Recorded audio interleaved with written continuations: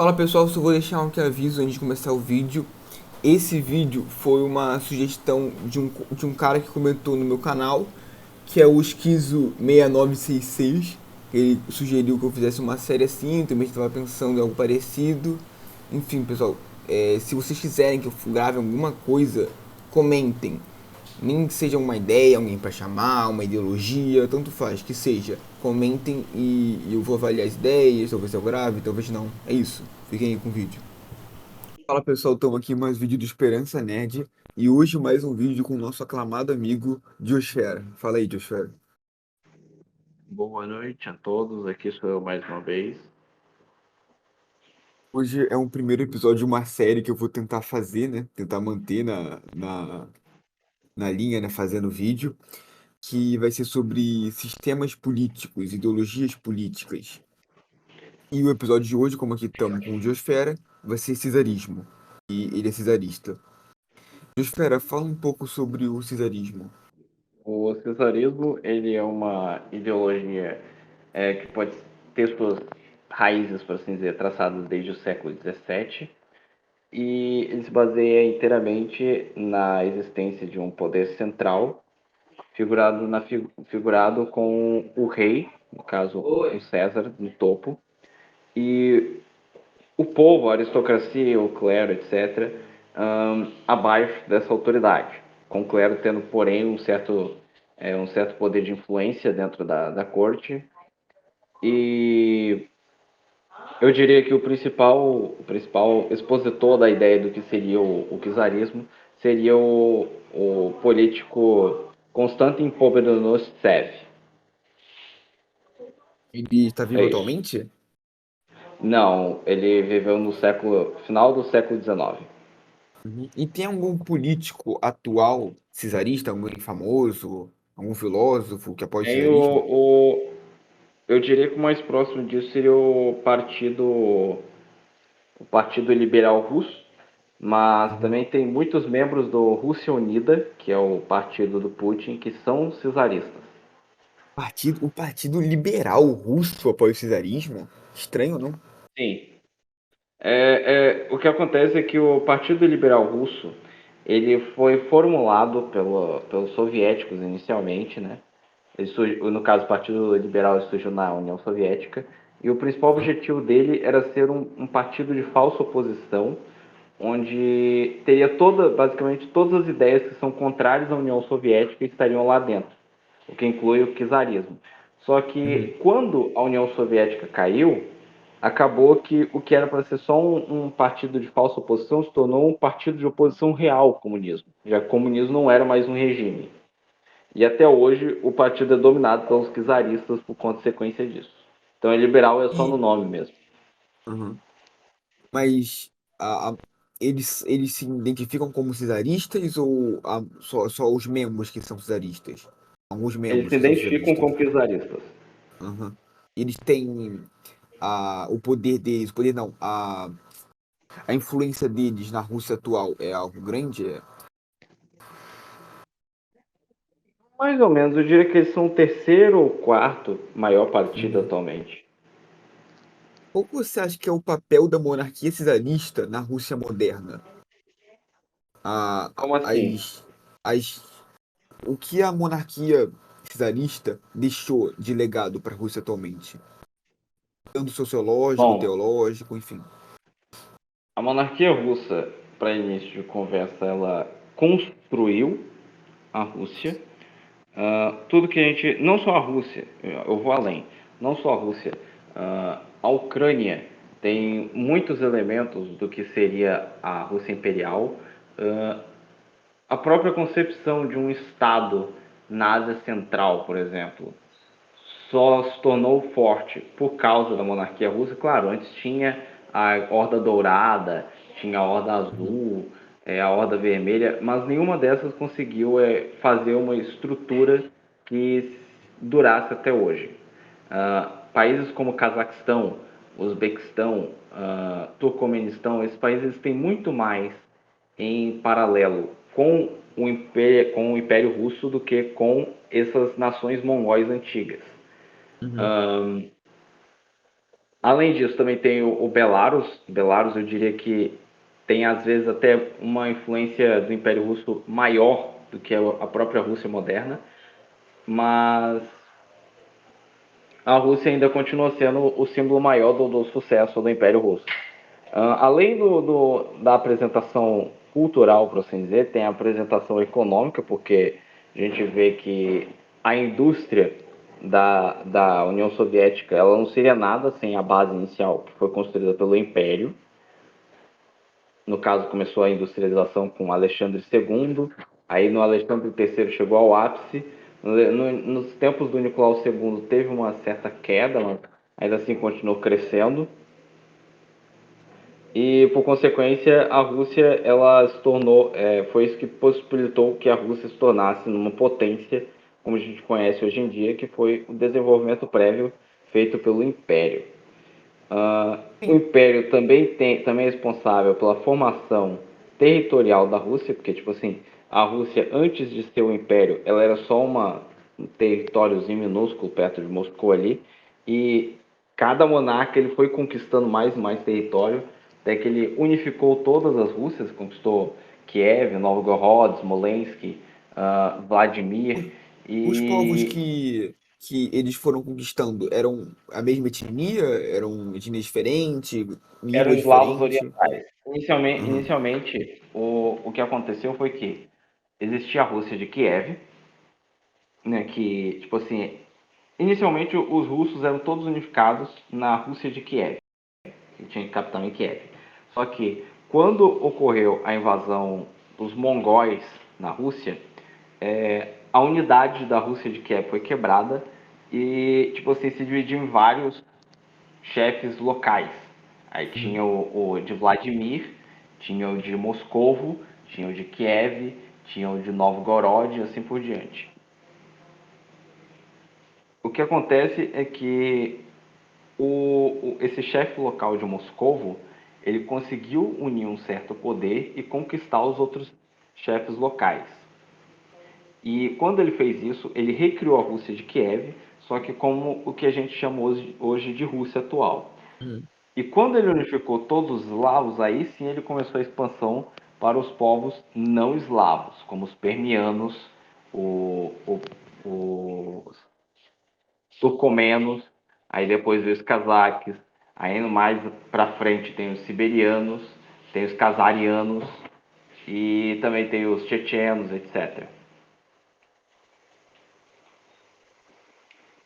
Então, você acha que ao longo dos anos, essa conquista desses diferentes povos, você acha que a Rússia construiu uma etnia só? Atualmente a Rússia só tem uma etnia ou tem vários grupos Não, lá?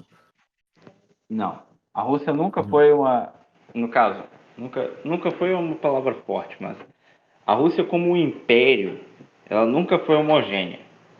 Claro, a Rússia sempre foi uma nação majoritariamente russa, por exemplo, no Império Russo, a gente tinha 70% da população do Império sendo russo, mas nunca foi um país homogêneo, por assim dizer, que todos falavam a mesma língua, todos eram o mesmo povo, todos tinham a mesma religião, a mesma crença, não. O Império Russo tinha muito judeu, tinha muito islâmico, tinha muito pagão. E o que o Império Russo fazia, o que o imperador russo nessa situação fazia, era simplesmente tentar amenizar essas diferenças por meio da mensagem da Igreja Ortodoxa, ou seja, converter aos povos. Só que isso era um processo muito lento, ele não podia fazer isso simplesmente forçar todo mundo a aderir a essa religião, porque nada era 30% da população do país, mas é isso. É, você já falou isso em outro podcast, mas toda monarquia tem uma base religiosa. Você tinha dito isso. Sim. É, E no caso da Rússia. se essa base religiosa não existe, a monarquia não se justifica. Uhum. No caso da Rússia, era uma monarquia ortodoxa. Sim.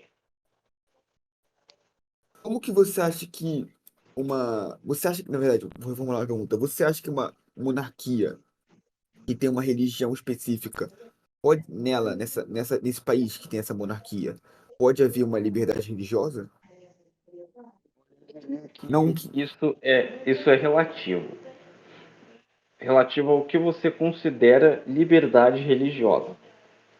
Porque não dá para você dizer que liberdade religiosa é simplesmente as pessoas podem fazer o culto. Ah, você considera, por exemplo, você consideraria como liberdade religiosa pessoa professar publicamente o culto, ou só em casa, ou talvez ela só ter o direito dela ser daquele jeito, mas não de professar o culto? Bom, vamos dar um exemplo assim: uma macumba na rua. Você acha Não, que numa monarquia. Não? não, Por que porque não? isso é degradante, Uhum. já cairia como degradância. O conceito de liberdade religiosa empregado pelo Império Russo era que você tinha a liberdade para praticar o seu culto, por assim dizer, com entre parênteses. Por exemplo, vou pegar como exemplo algo que costuma ser muito levantado como um assunto polêmico, que é os católicos, como que era o tratamento dos católicos no Império Russo. Porque de vez em quando aparece alguém falando, os católicos eram perseguidos no Império Russo, não sei o quê, mas o que rolava era que o imperador ele se autoproclamava como protetor dos católicos romanos. Só que ainda assim, de alguma forma, existia certa, como posso dizer, má visão por parte do império com relação à Igreja Católica. Por que que isso acontecia? Simples, porque os russos não são católicos. Então, o que acontecia é que o imperador ele se vestia como protetor da Igreja Católica no que tangia aos poloneses, porque por exemplo, vou pegar o Nicolau II. O Nicolau II ele era o rei da Polônia. Então, e os poloneses eles são católicos. Então, para ele ser o rei da Polônia, o Nicolau II ele protegia a Igreja Católica na Polônia. Porém, fora da Polônia, ou seja, dentro do que a gente considera como Rússia, ele tinha uma postura mais diferente. Ou seja, ele não permitia a Igreja Católica de ter cultos públicos. Mas uma igreja seria permitida. Sim, era permitido, só não era permitido, tipo assim, manifestação, não era permitido Uhum. uma certa, como posso dizer, eles fazerem os ritos deles sem nenhum problema, sabe? Mas era E, permitido eles professarem a fé deles. e qual seria a repressão no caso de manifestar a fé publicamente? Por exemplo, vamos por exemplo, festivais. Não podia festival católico romano dentro da Rússia. Na Polônia era permitido. Aham. Não podia. Qualquer coisa que fosse de natureza pública não era permitido.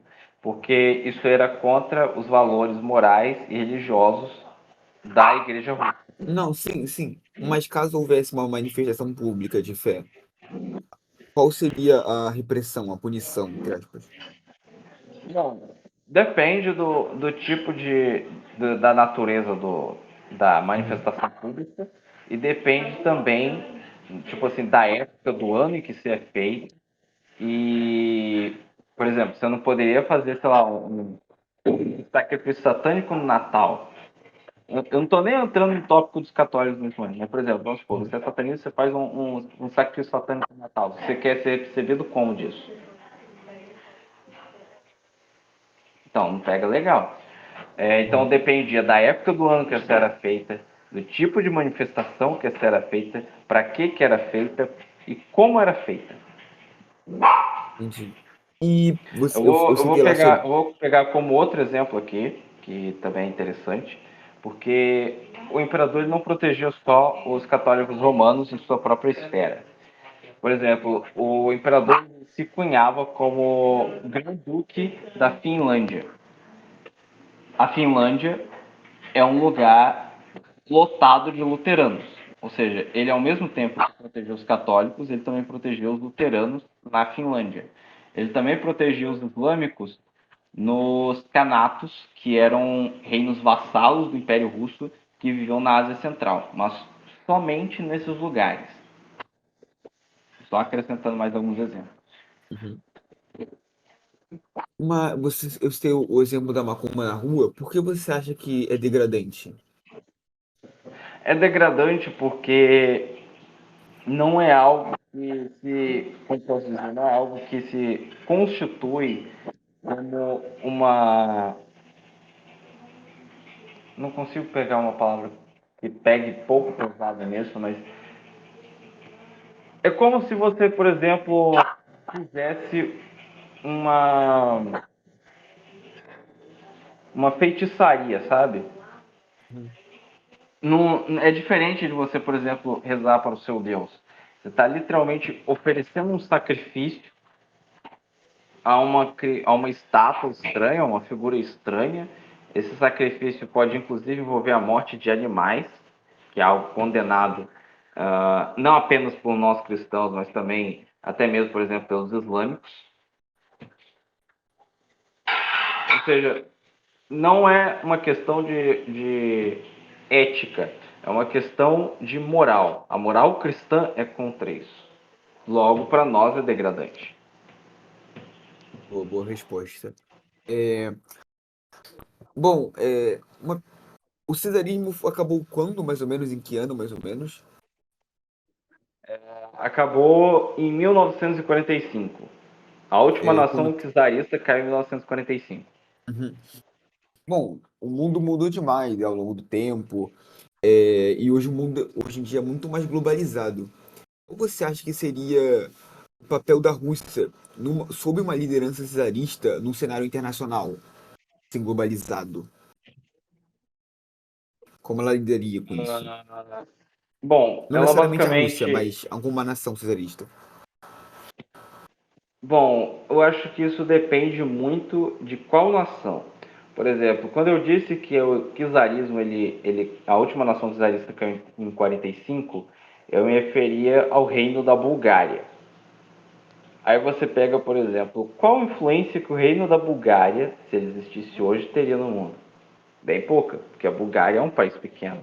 A Bulgária não é um país muito reverenciado e conhecido, mesmo se ela fosse um país rico, porque a Bulgária atualmente é uma nação Uhum. pobre.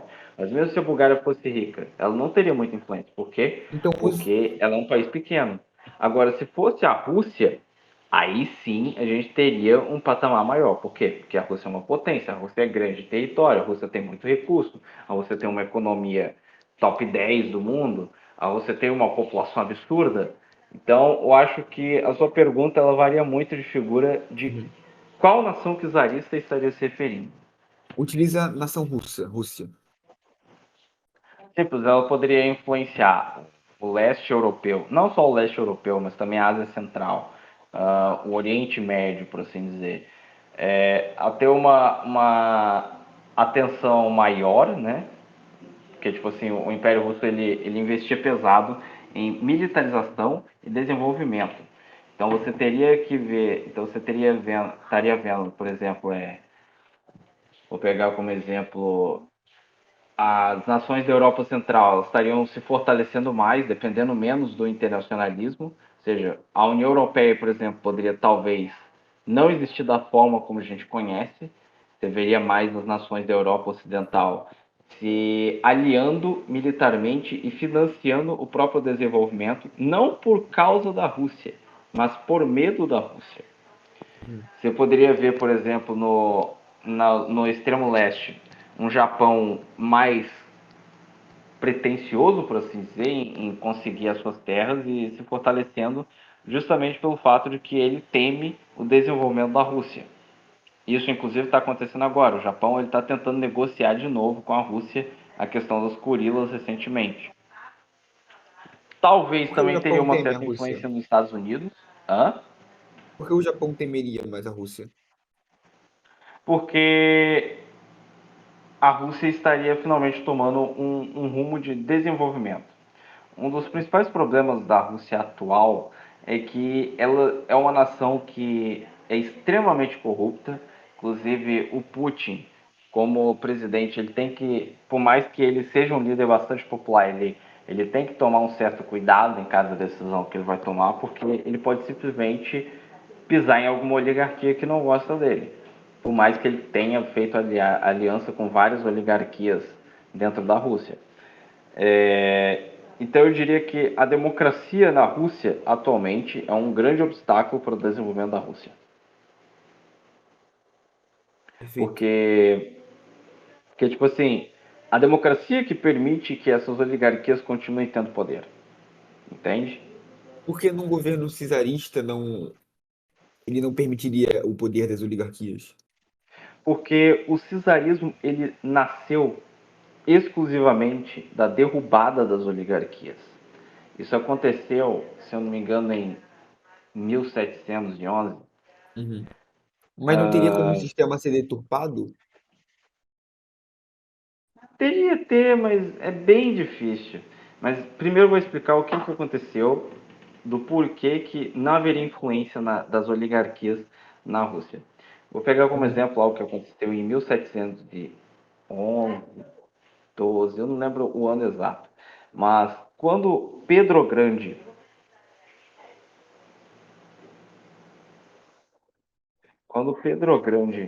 retornou para a Rússia, que é tipo assim, ele ficou com medo porque a irmã dele queria matar ele. Então ele fugiu para a Europa Ocidental. Lá ele estudou, ele aprendeu muitas coisas e ele viu tudo que a Europa tinha e ele queria trazer aquilo para a Rússia. E quando ele voltou para a Rússia, ele tomou o poder, virou czar. Ele percebeu que o principal obstáculo para ele implantar as ideias que ele tinha de modernizar a Rússia era as próprias oligarquias, ou seja, a nobreza do Império Russo. Então, o que ele fez? Ele fez a cerimônia dos corta-barbas. Porque, tipo assim, na Europa Ocidental existia o costume de cortar barbas, certo? Então, só que na Europa Oriental, a barba era vista como um máximo símbolo de orgulho pela nobreza, pelo menos. Então ocorreu a cerimônia dos corta-barbas, que foi quando o Pedro convidou toda a nobreza do Império Russo para ir até o palácio.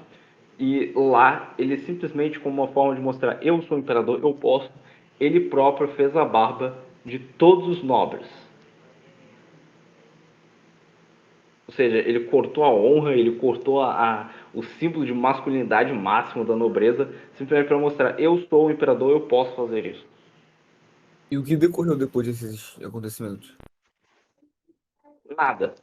Simplesmente ele conseguiu o respeito da nobreza, porque ele tinha um exército capaz. Se alguém se revoltasse contra ele por causa disso, ele iria enfrentar com o exército dele. Ele não só conseguiu o respeito da nobreza por cortar a barba deles e forçar eles a esse estágio de certa humilhação, como ele ainda assim conseguiu o apoio da nobreza contra o Império Sueco anos depois. Caralho, Benzid demais.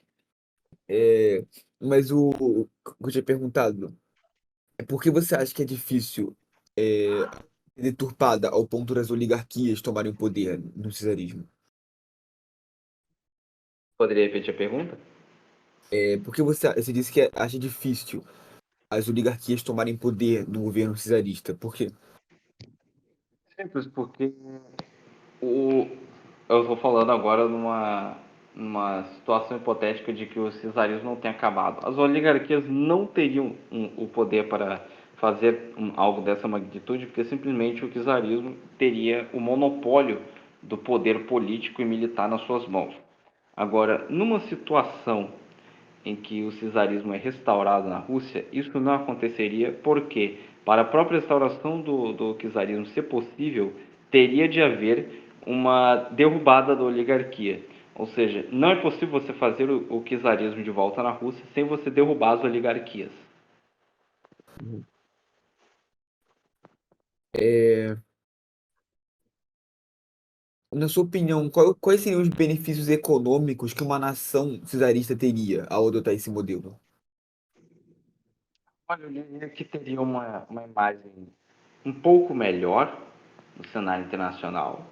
Por mais que hoje em dia tenha gente que fica falando que não, monarquia é coisa do passado, não sei o quê, você facilmente consegue perceber que uma monarquia tem uma visão muito melhor de imagem do que ditaduras, vou pegar como exemplo a Arábia Saudita. A Arábia Saudita é uma monarquia absoluta.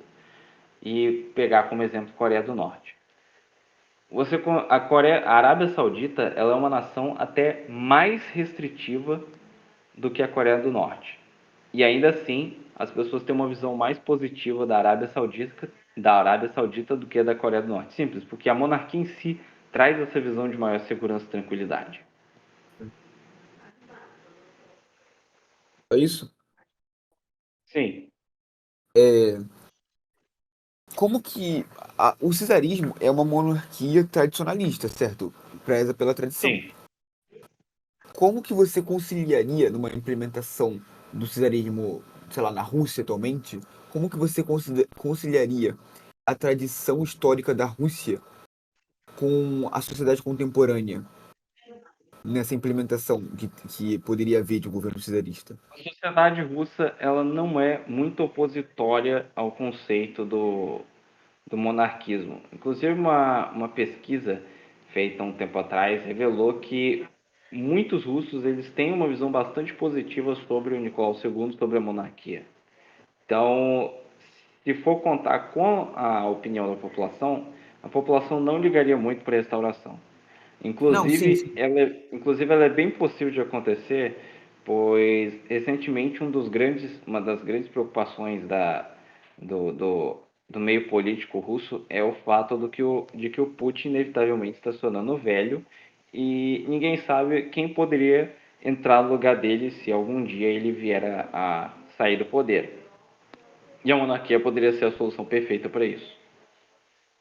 Sim, mas na questão de tradição mesmo, como que seria conciliada com a sociedade russa atual? A abolição completa dos costumes trazidos pela União Soviética, E como haveria essa abolição?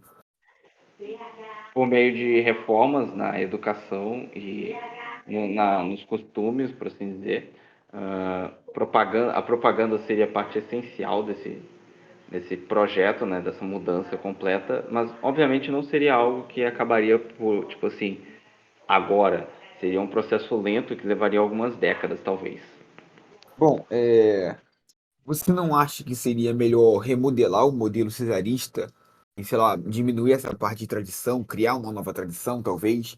Porque seria muito difícil, talvez impossível, assim, restaurar a tradição completa. Tem, sei lá, o exemplo da Rússia, mas, sei lá, se você for pegar num país como o Brasil, pô, seria impossível implementar uma monarquia tradicionalista no Brasil. Concordo. Hã? Porque a Rússia ela não mudou drasticamente Sim, sim. desde que ocorreu a Revolução Russa. Não, a Rússia continua a mesma. O Brasil continua o mesmo. A única diferença é que nós somos um país um pouco maior agora, mas ainda somos o mesmo. Então, a tradição ela não tem que se adaptar à modernidade. Ela tem que se adaptar à realidade. É diferente.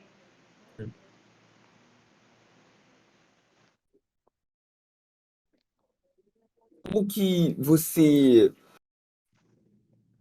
acha que o governo cesarista, por ele ser dito como autoritário, você acha que é algo bom, algo ruim? Os sistemas cesaristas do passado serem ditos como sistemas autoritários, você acha que é algo bom ou algo ruim?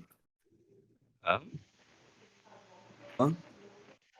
o que você disse? Desculpa, eu não entendi direito.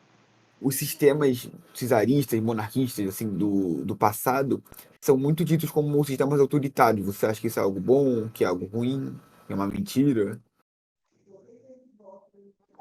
De cada. Tem coisa que é real, tem coisa que não é. Obviamente tem muita coisa que é mascarado, por exemplo, costumo usar muito isso, que é a fome no Império Russo. Falar, oh meu Deus, mas as pessoas passavam fome no Império Russo. Gente, as pessoas passavam mais fome na União Soviética do que no Império Russo. O Império Russo literalmente tinha incentivos ao combate à fome, incentivos ao desenvolvimento da agricultura. Enquanto isso, o que a União Soviética tinha? Simples, projetos para tomar as terras dos fazendeiros. Você acha que o povo não deve ter nenhum tipo de participação política para que um país ande, para que um país progrida? Não. O, como diria o próprio Konstantin Pobedonostsev, o povo ele não deve tomar parte dos assuntos da coisa política, porque simplesmente a coisa política não foi feita para o povo.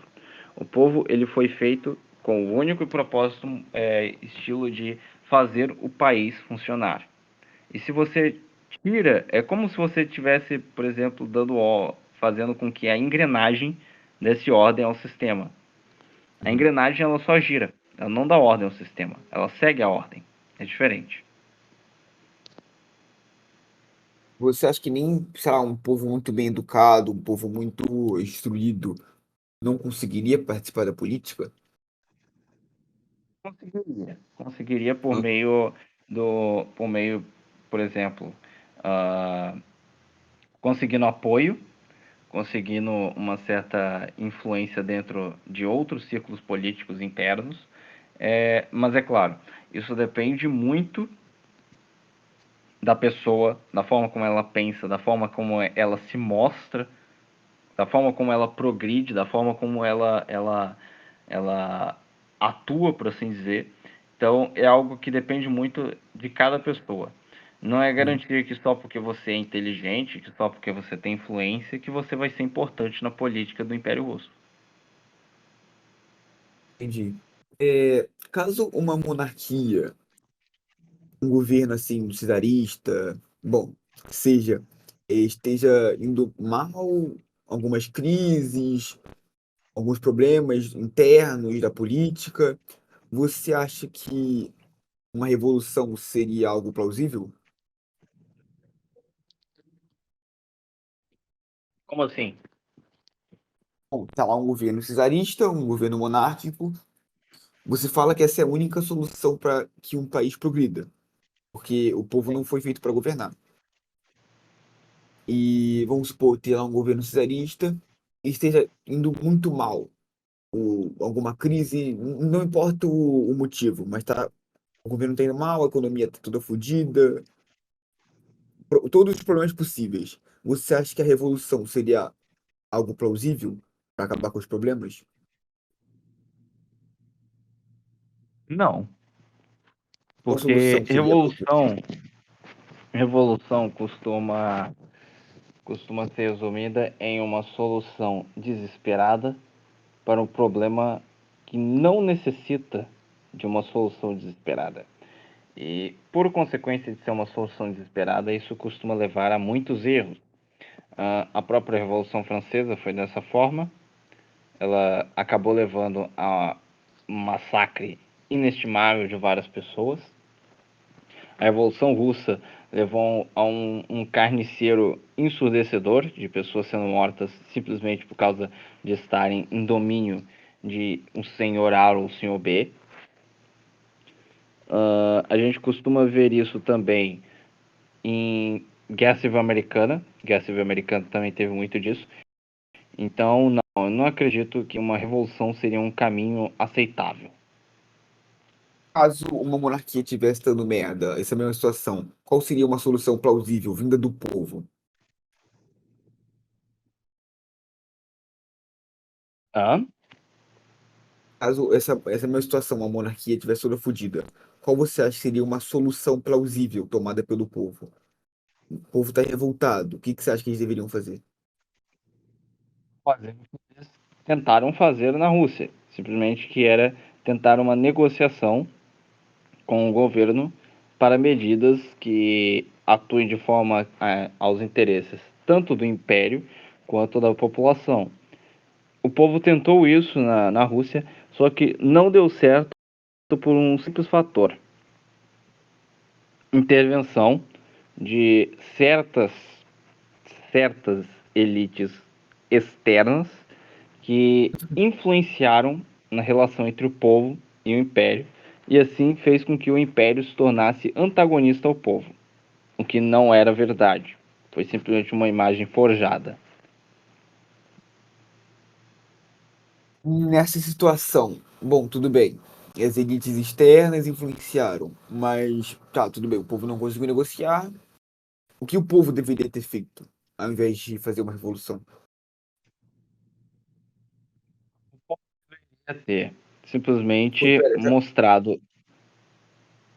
não, continua. Tinha travado um pouquinho. O povo deveria ter simplesmente mostrado sua insatisfação e feito protestos, no caso, né, intervenções públicas, por assim dizer. Apesar de que eu acho que nem isso seria necessário no caso da Rússia, porque o imperador ele já entendia a situação emergencial que o povo se encontrava naquele momento. Mas ele obviamente não poderia simplesmente abandonar a guerra naquela situação, porque isso iria contra o próprio interesse do império, né, que era proteger o seu aliado, no caso a Sérvia, naquela situação que tinha sido atacada. Mas o imperador ele nunca teve a intenção de entrar numa guerra de características mundiais.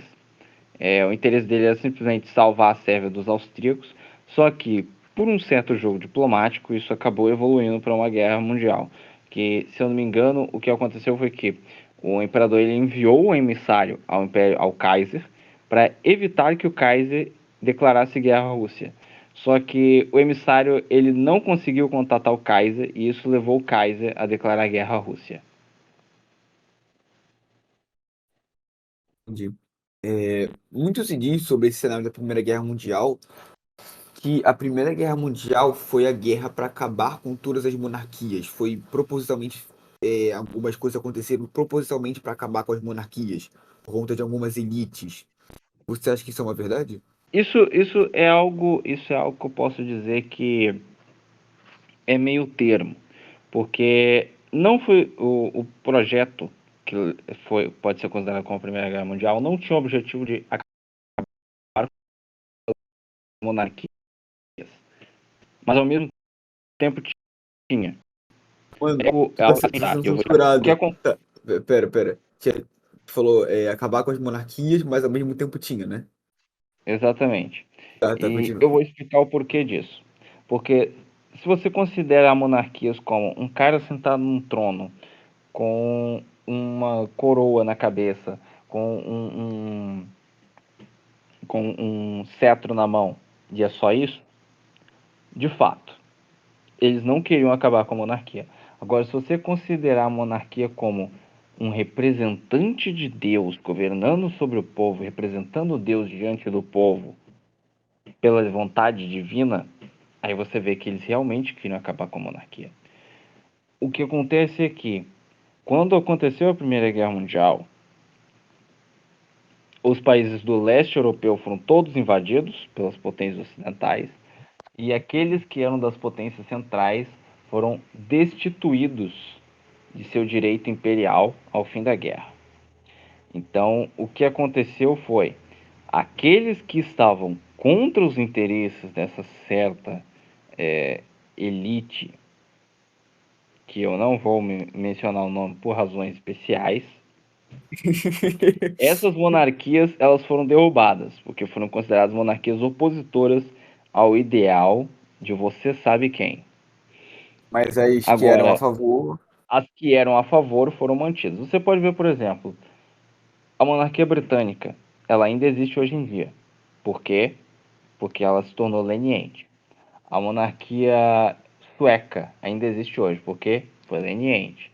A monarquia da Noruega foi leniente. Da Dinamarca foi leniente. De Luxemburgo, Bélgica, Holanda. A monarquia espanhola caiu. Mas por que ela voltou? Simples, porque ela se tornou leniente. Ou seja, no momento que a família real espanhola é, jurou fidelidade a eles, por assim dizer, permitiram que ela fosse restaurada.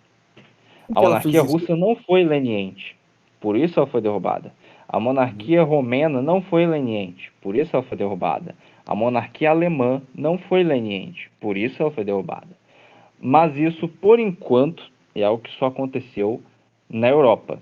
Porque, por exemplo, a gente tem os países do Oriente Médio, os países da África, tem países também no extremo leste, Japão no caso, que tem monarquia. Eles significam que foram lenientes por causa que eles ainda existem? Não. Simplesmente acontece que o processo que aconteceu na Europa ainda não aconteceu nesses lugares. Você acha que ainda vai acontecer? pode acontecer algum dia se não for impedido na Europa.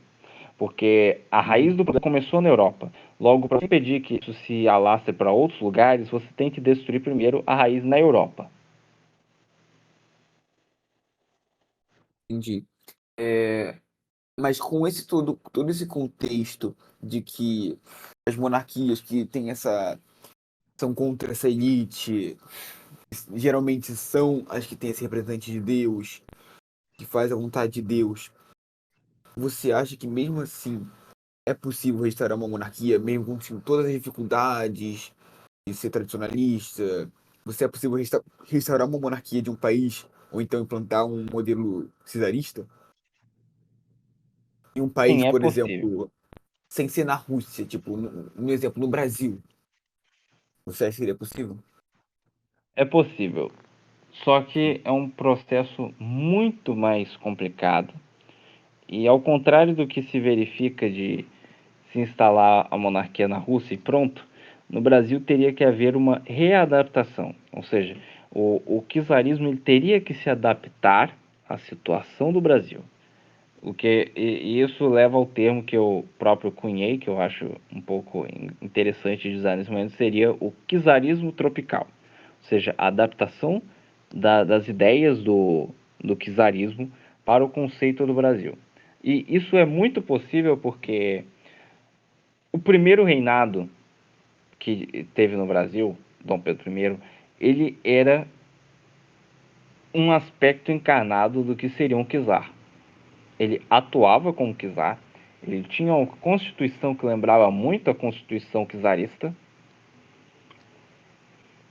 As ideias de governo dele, a forma como ele atuava, a forma como ele combatia revoltas, tudo nele lembrava muito um czar. Só que ele próprio não se via como um czar. Ele próprio dizia que ele era o imperador do Brasil.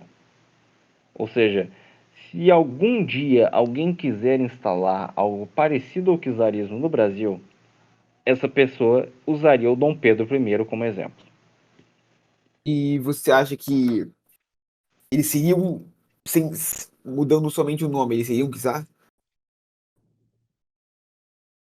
Só a única coisa Não que muda é precisa o nome. necessariamente, não precisa necessariamente da pessoa usar o título czar Uhum. no Brasil, até porque Não, a gente sim, não está sim. no leste Não, exatamente isso que europeu. eu perguntei. Exatamente isso que eu perguntei, mas você acha que ele foi O um título de czar? imperador já Sem bastaria tirar nem pôr. aqui. Uhum. Tá. É, Sim, mas se você a do pegar segundo o reinado. czar como se você pegar o-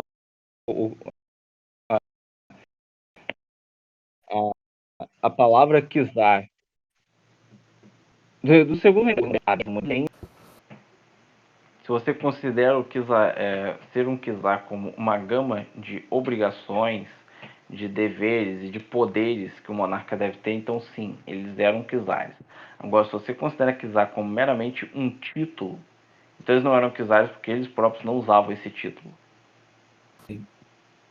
Mas você acha que o Dom Pedro II também podia ser considerado um czar?